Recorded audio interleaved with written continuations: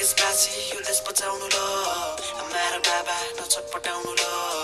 तेरो पछि आउँछ अवश्य उज्यालो मलाई याद गरेर आँसु नखसाउनु ल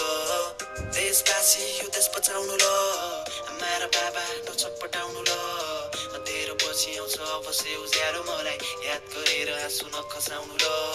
सेप्टेम्बर 8 चेन्जीले गरे प्रोटेस्टमा आवाज उठाउनलाई गयो म र मेरो साथी घरमा आमा बालाई थाहा छैन माया लाग्छ देशको अगाडि बढ्यो हामी लगाएर कलेजकै ड्रेस हाम्रो मातृभूमि देश भित्र हुने भ्रष्टाचार अत्याचार कसले रोकिदिन्छ र हाम्रो भविष्यको लागि यदि हामी नै बोलेनौँ गणे अरू कसको आश कसले बोलिदिन्छ र भन्ने सोचले गयौँ हामी बढ्दै थियो भिड सबै ठिकै थियो चलिरहेको थियो सबै कुरा ठिकै काशी गोली चल्यो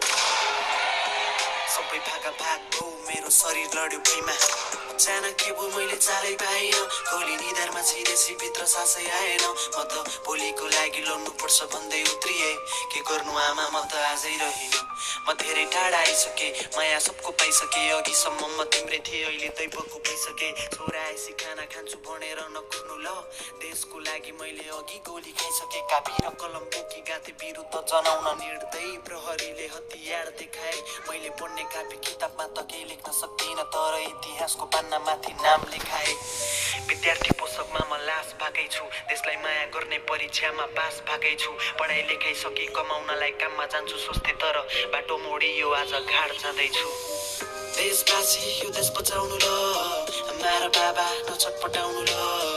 तेरो पछि आउँछ अवश्य उज्यालो मलाई याद गरेर आँसु नखसाउनु ल देशवासी यो देश बचाउनु ल आमा र बाबा नछटपटाउनु ल तेरो पछि आउँछ अवश्य उज्यालो मलाई याद गरेर आँसु नखसाउनु